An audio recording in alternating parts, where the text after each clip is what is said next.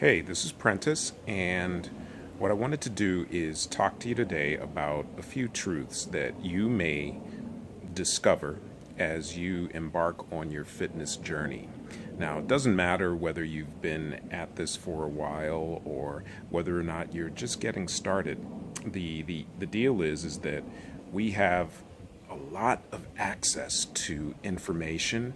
Some of it's good, and some of it may take you down a rabbit hole, away from the things that you desire. But with all of that information, sometimes things can be confusing, sometimes even downright contradictory and overwhelming.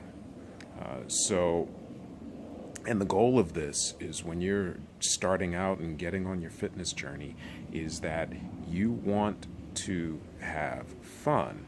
Sure, you want to get to the outcomes of whether or not you want to lose weight, whether or not you want to get stronger or win the race, run your first marathon, whatever that is. You definitely want to achieve those goals and those outcomes, and you definitely want to create the behaviors that lead to those outcomes. But you also really want to have fun doing this. I know that, especially at this stage of the game, if you're in your mid 30s, 40 plus, and beyond, you have other life goals. You may be contributing a lot of your energy into a career, family, raising children. If you don't have children, you may be mentoring people. The point of this is that a lot of your other life goals require you to leave your mark on the world in a certain way. So you don't want to add your fitness journey as a point of stress. You don't want to have to stress over that, and you definitely don't need to be overwhelmed. So having fun is a big part of it. Now, these truths, these aren't absolute. These are just principles, things that I kind of came to through observation. And number one is your personal fitness journey is just that. It's personal. So as you get involved in this culture, you have your own goals, you have your unique body, you have your history of stuff that you come to the table with, and that includes your previous athletic history, your previous training history, whether you had that or not. You also have some miles, I'm guessing, so you have your injury history. So when you embark on this journey, it's not a one size fits all approach. Yeah, there are some principles that you need to follow with the exercises that are kind of right for your body and your goals, as well as the variables that you put on your body. Everything's a little bit different depending on where you are in your training curve. But the point of that is that it's all individual. So for example, if we were in a relationship and I was coaching you and I'm giving you things that I like to do, then that's my program. I'm making you in my image and not your best image. So take that to heart, that your fitness journey is personal. You work within principles to get to where you need to go, but other than that, that's all you. The second truth is that there is no magic bullet.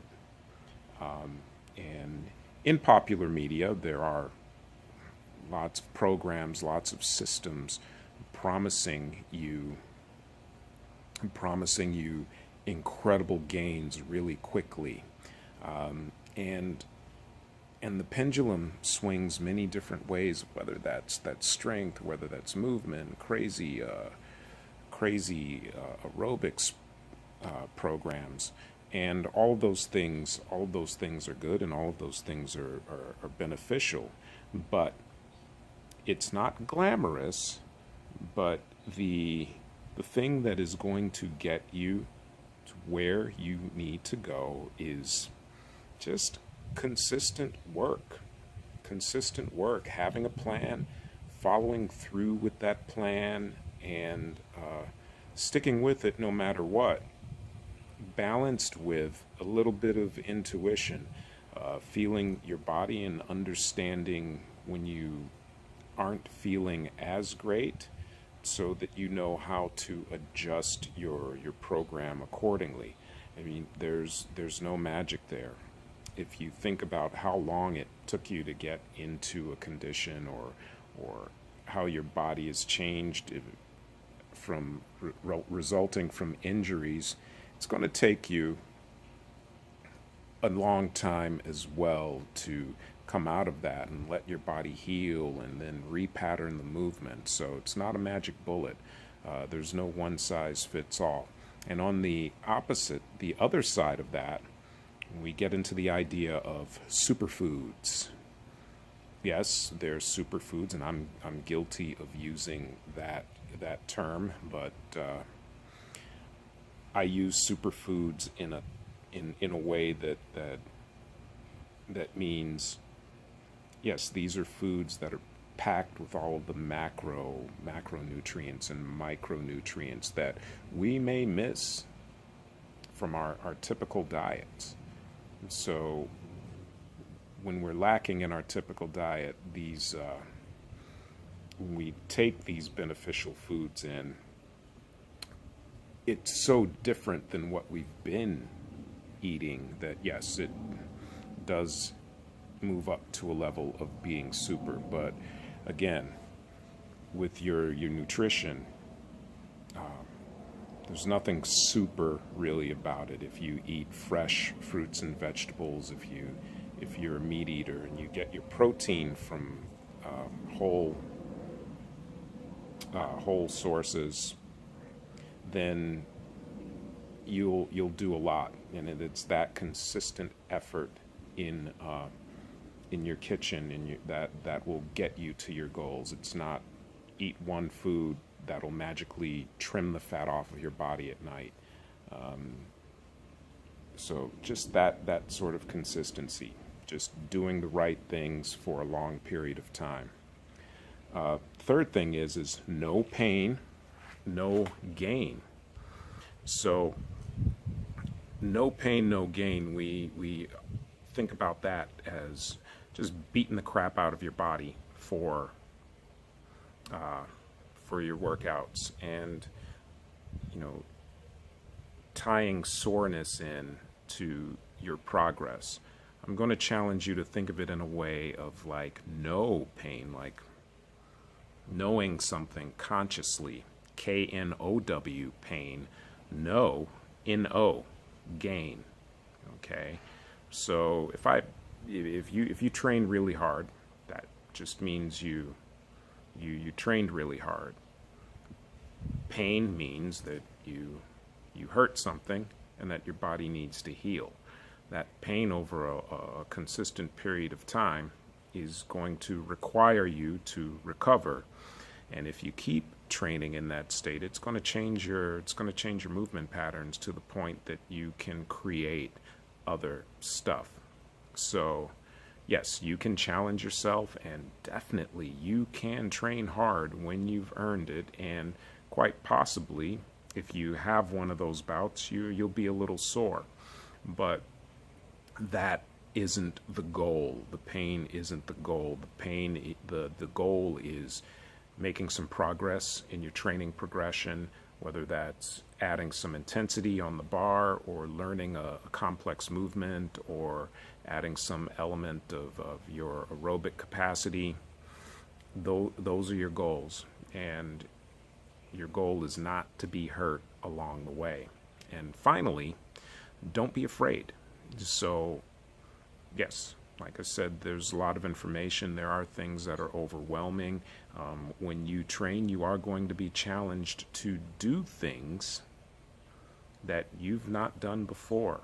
If you're learning complex movements, that complexity, even if you've been following a good progression, may move you out of your comfort zone.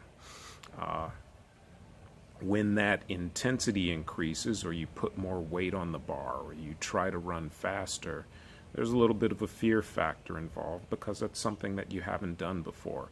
But if you've followed the progression and if you've paid attention to your technique, then you'll be good. You'll be good. There's nothing to fear. The other part of that is, there are people who want to help you. So don't be intimidated. Don't be afraid of getting help or associating yourself with someone who may have a little bit of experience, because they're genuinely really good people who want to see you succeed. So utilize those relationships. Try to foster those relationships. And the more associations you can make, those are the influences that will help you stay consistent, stay on track, and continue to reach your goals. Well, that's it for now. If you're new, go ahead and subscribe. If you like this, please leave a comment below, and I will see you next time.